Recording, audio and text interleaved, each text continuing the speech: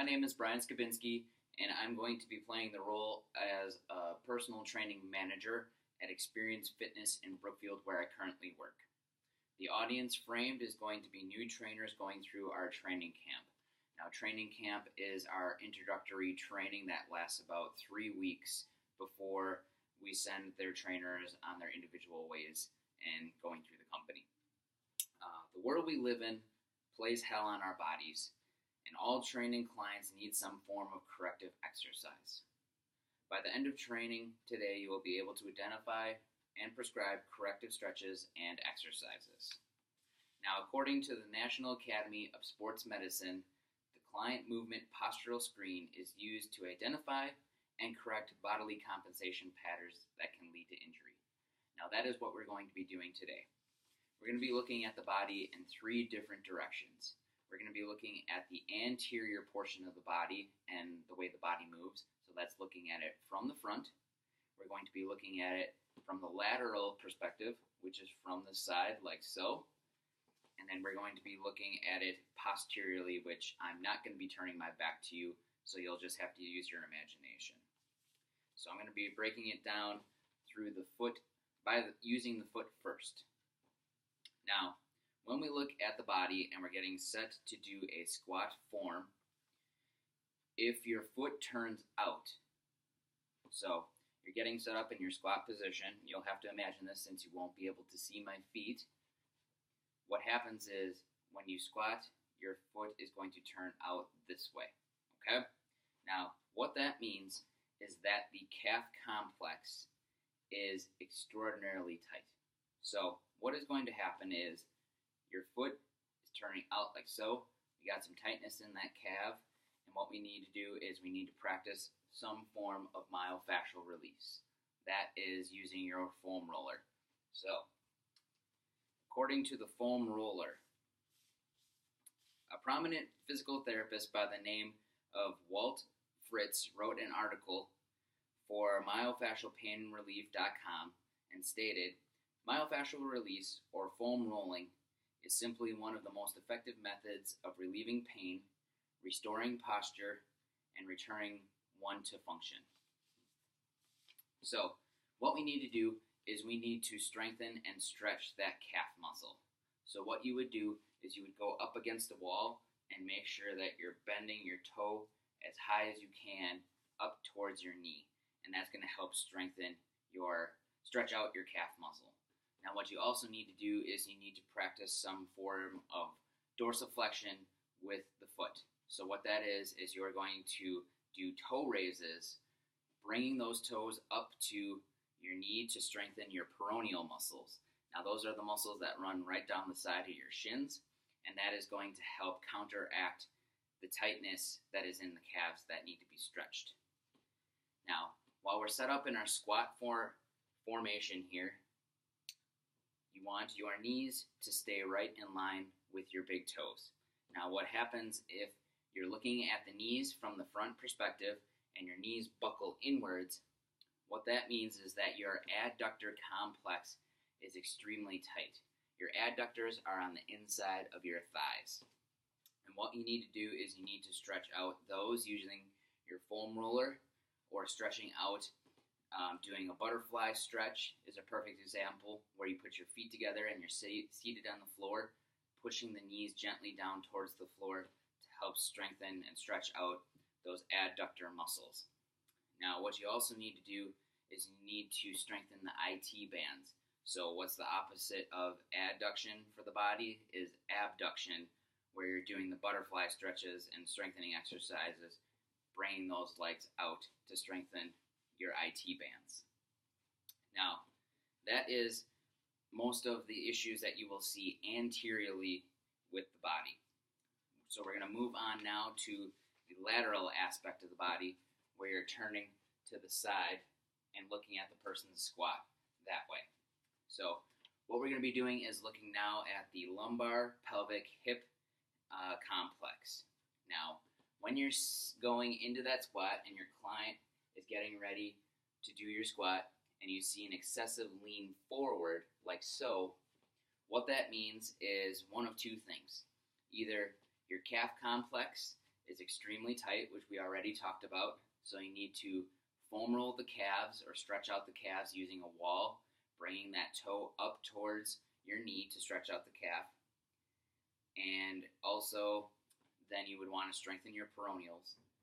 But then it could also be that your hip flexors are extraordinarily tight. So you have a muscle that runs from your belly down into and right on top of your thigh. And what that allows you to do is bring your legs up like so. Now, if the body is leaning too much forward, what that indicates to you that your client is extremely tight in the hip flexors, and you need to strengthen and stretch that out as well. So what you would do is have your client do a lunge, put the knee down on the ground, and the other foot forward to help strengthen and stretch out that hip flexor. And then what you also need to do is the flexion of the hip, where then you're kicking the legs back, strengthening up your glute complex, so that way the opposing muscles work in conjunction with that super tight muscle, and then you'll see a more upright posture this way instead of coming down this way. Okay? Another thing you're going to see while a person is doing a squat from the side perspective, that lateral perspective, is where the low back is going to arch. Now what that tells you is that A, the hip flexors are either extraordinarily tight, or B, those low back muscles, the erector spinae, are extremely tight. So, as I mentioned before, how you would stretch out the hip flexors is one leg, knee is going to be down on the ground, the other leg stretching out forward, leaning into that front leg, bending backwards slightly, and that's going to help open up your hip flexors. And then any type of kickback motion is going to help strengthen the glutes, which will counteract your tight hip flexors. The low back tightness, what we need to do is you're going to lay down with your client flat on the floor, have them bring one knee into the chest and pull that knee into the chest like so, and that is going to help stretch out the low back muscles. What we also need to do there is work on doing some leg raises, some core work down on the ground to help strengthen the core and take the emphasis off of the back. That is low back arching. Now, if you see low back rounding, what happens is when you come down for your squat, I can't really do it, but your butt is going to kind of tuck underneath the rest of the body. And what that means is that your hamstrings are extremely tight. So any form of a hamstring stretch, you can bring the foot out and bring the whole body down and stretch that back of the leg.